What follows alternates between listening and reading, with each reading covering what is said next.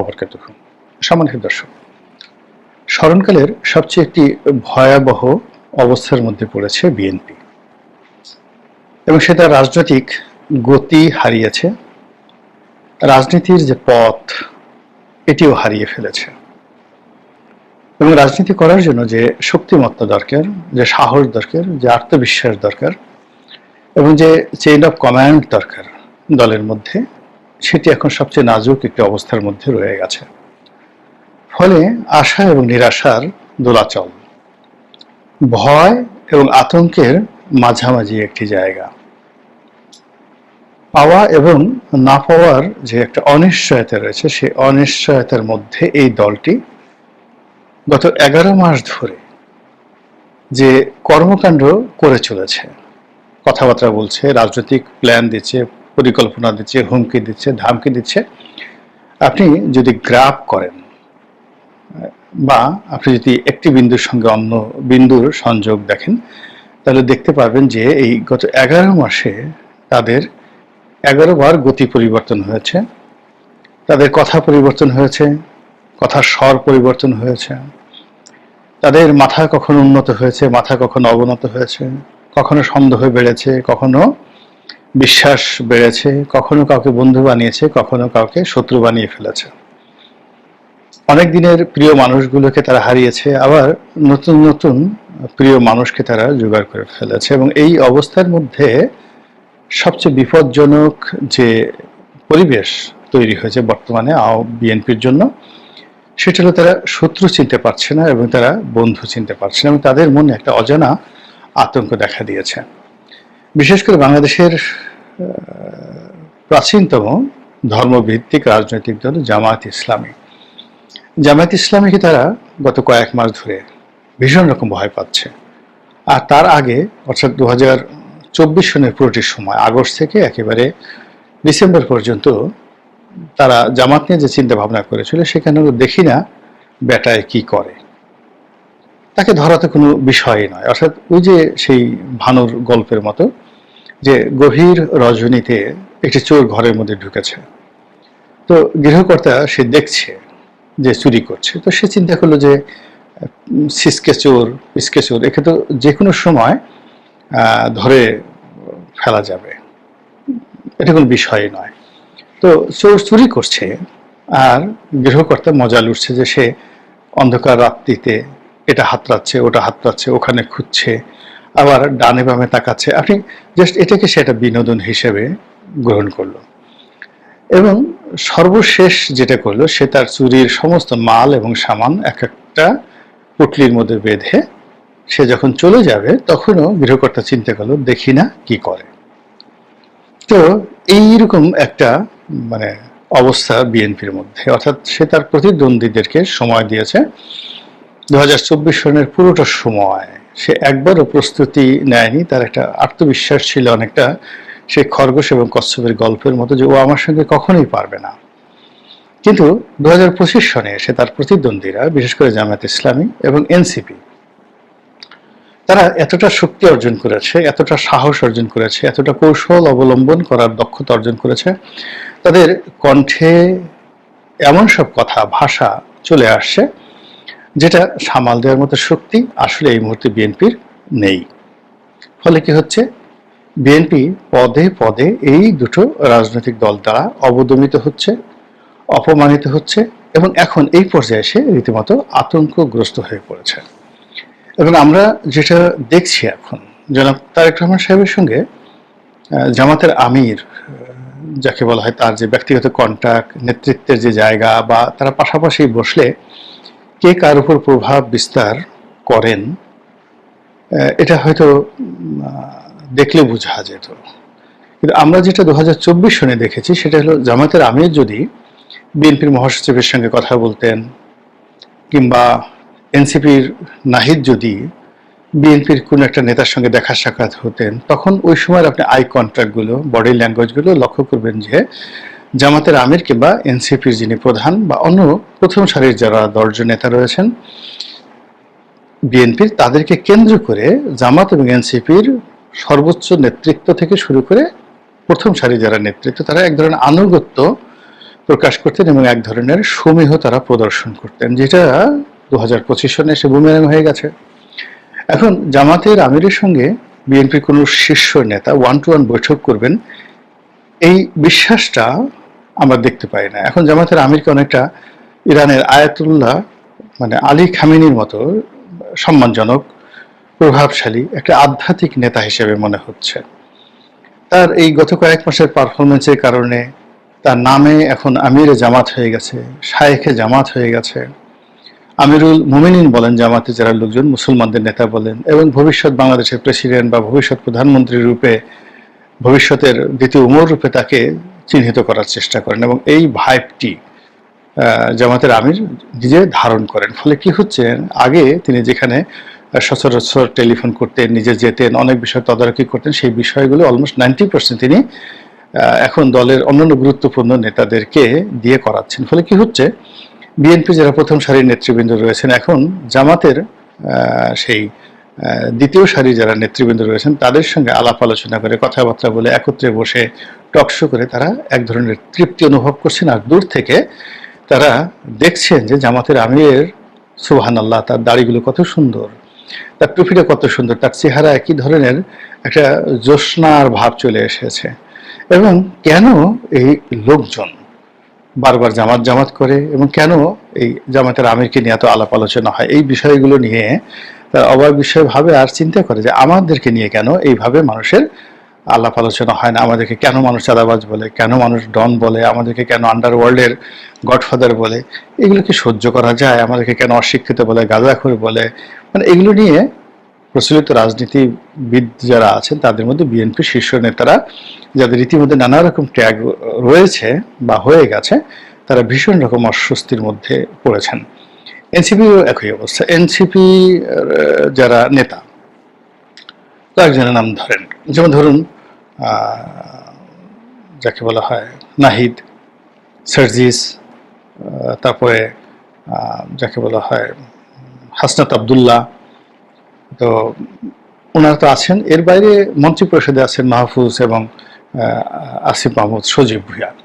এখন মাহফুজ এবং আসিফ মাহমুদ সজীব ভুঁইয়ার যে দাপট, সেই দাপটের পাশে ব্রিগেডিয়ার সাখাওয়াত, রেজওয়ানা কিংবা ধরুন আসিফ নজরুল, তাদেরকে একেবারে নিতান্তই অপরিপক্ক মনে হয়। দেখে মনে হয় যেন তারা মাহফুজ কিংবা আসিফ মাহমুদ সজীব ভুঁইয়া তাদের প্রাইভেট সেক্রেটারি হতে পারলে তাদের খুব ভালো লাগতো। কিংবা ধরুন এই যে প্রেস সেক্রেটারি শফিকুল সাহেব, তিনিও এনসিপি বা এই এনসিপির যারা নেতৃবৃন্দ এবং এনসিপির যে গ্রুপটি সরকারে রয়েছে তাদেরকে তিনি যে প্রিভিলেজ দেন, তিনি এখন ডক্টর ইউনূসের সবচেয়ে ডিফ্যাক্টো রাইট হ্যান্ড। তাতে মনে হয় না যে তিনি আসিফ নজরুল বা অন্য কোনো উপদেষ্টাকে ঠিক ওই রকম পাত্তা দেন যেভাবে তিনি আসিফ মাহমুদ সজীব ভুঁইয়াকে পাত্তা দেন। তিনি নাহিদ সাহেবকে বলে দিয়েছেন যে ভবিষ্যৎ প্রধানমন্ত্রী, তিনি কিন্তু ডক্টর মোহাম্মদ ইউনূসকে ভবিষ্যতের প্রধানমন্ত্রী বা প্রেসিডেন্ট বলেননি।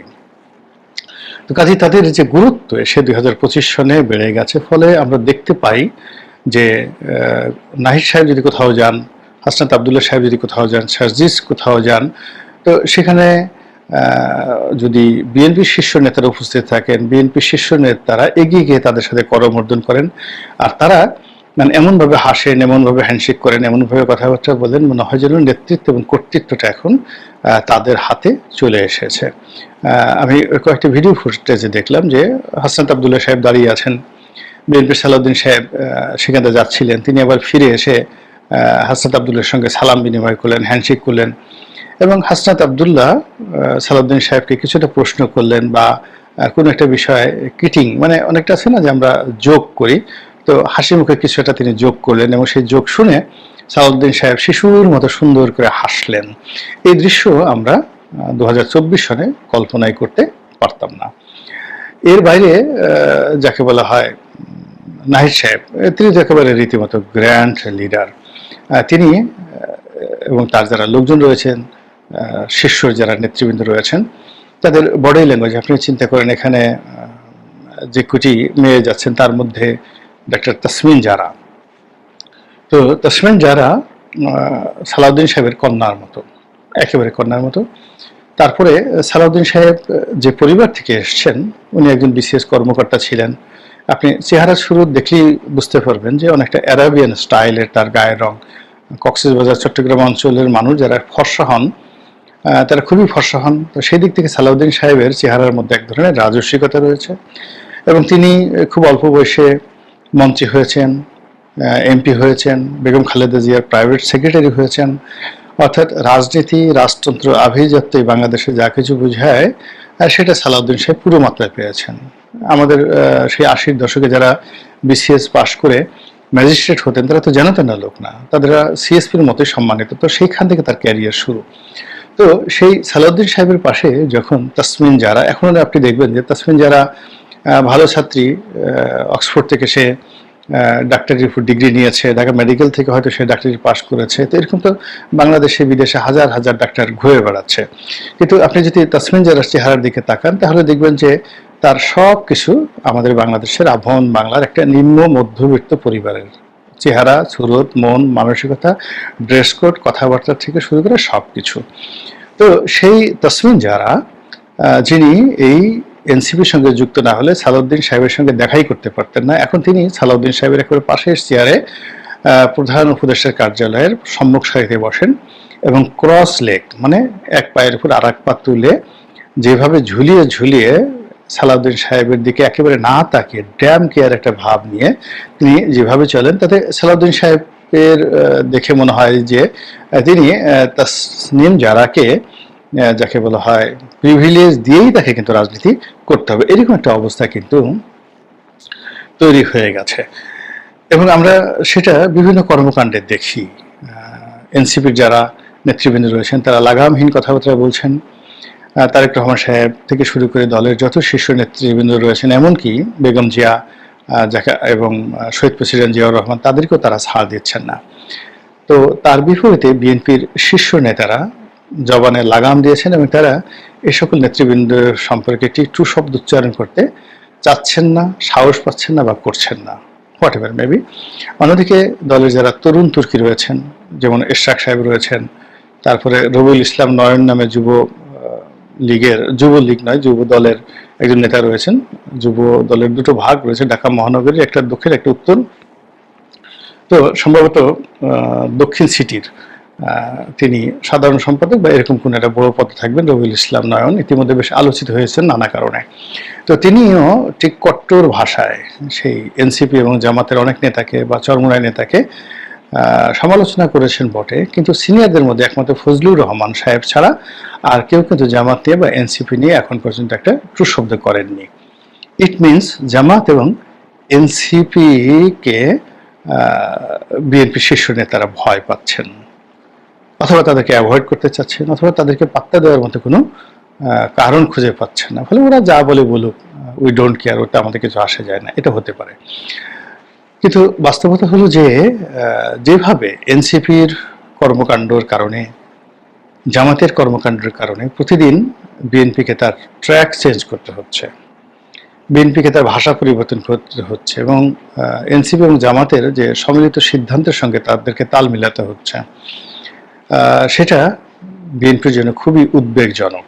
যেমন গোপালগঞ্জের ঘটনা যেভাবে ঘটল, সেক্ষেত্রে দেশের প্রধানতম রাজনৈতিক দল হিসেবে বিএনপির যে স্ট্যান্ড থাকা দরকার ছিল, বিএনপির যে কথাগুলো বলার দরকার ছিল, এবং যেভাবে মানে এই গোপালগঞ্জের ইস্যুটিকে তাদের সামনে আনা উচিত ছিল, সেটা কিন্তু তারা পারেনি, তারা একেবারেই পারেনি। না পেরে তারা সেই ডক্টর মোহাম্মদ ইউনূসকে খুশি করার জন্য, এনসিপি খুশি করার জন্য, জামাতকে খুশি করার জন্য তারা সেই আওয়ামী লীগের বিরুদ্ধে কথা বলা শুরু করেছে। তারপরে গোপালগঞ্জে যা কিছু ঘটেছে এটি নিয়ে ওইভাবে তারা রাগ ঢাক করেনি। তো এটা তাদের যে মানসিক চিন্তা, এটা সম্পূর্ণ বিপরীত। এ গেল এক। ২ নম্বর হলো যে মাইলস্টোন কলেজে যে নির্মম ঘটনা ঘটেছে, বিমান বাহিনীর একটি জঙ্গি বিমান সেখানে আশ্রয় পড়েছে, এর ফলে যে হতাহত হয়েছে স্মরণকালে, সে হতাহতকে কেন্দ্র করে সারা বাংলাদেশের যে সহিংসতা চলছে, এখন জামাত এবং এনসিপির যারা লোকজন তারা ১০ মুখে বলার চেষ্টা করছে যে এই কাণ্ড ঘটিয়েছে, মানে এই যে সহিংসতা চলছে, এই কাণ্ড ঘটিয়েছে মূলত ছাত্রলীগের বা যুবলীগের যারা সন্ত্রাসী রয়েছে, তারা ঘাপটি মেরে এই ছাত্র জনতার মধ্যে মিশে গিয়ে সাধারণ আমজনতা বা ছাত্র জনতা তাদের আবেগকে পুঁজি করে ওখানে তারা সন্ত্রাস ঢুকিয়ে দিয়েছে। কাজেই আওয়ামী লীগকে আবার প্রতিহত করতে হবে, আবার আওয়ামী লীগের লোকজনদেরকে মারধর করতে হবে এবং আওয়ামী লীগের সহায় সম্পত্তি যা কিছু আছে সেগুলোকে আবার তছনছ করতে হবে।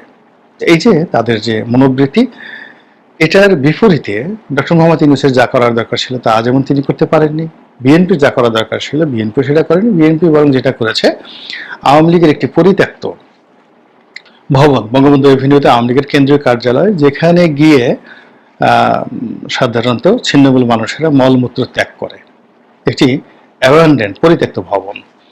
এবং সেই ভবনে গিয়ে দেখা গেল এই ঘটনার পরে বিএনপি এবং এনসিপির যারা লোকজন তারা যুগপৎভাবে বাতি জ্বালিয়েছে, ভিতরে গিয়ে তারা পোস্টার সেটে দিয়েছে এবং অত্যন্ত মানে জড়োয়া ভাইয়ের মতো মনে হয় যেন একই বৃন্তের দুটো ফুল, নদীর এপারে আর ওপারে যেভাবে দুটো কুল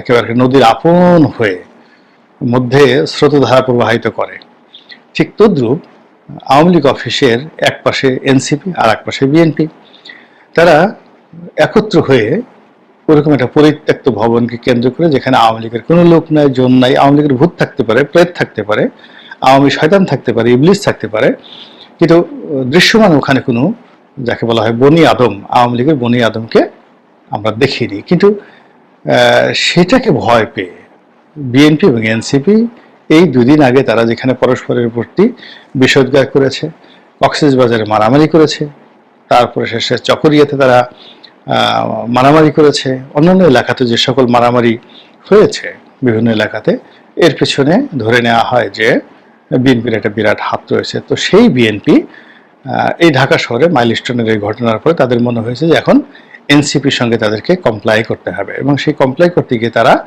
এনসিপির অনুসরণে আওয়ামী লীগ অফিসে চলে গেছে।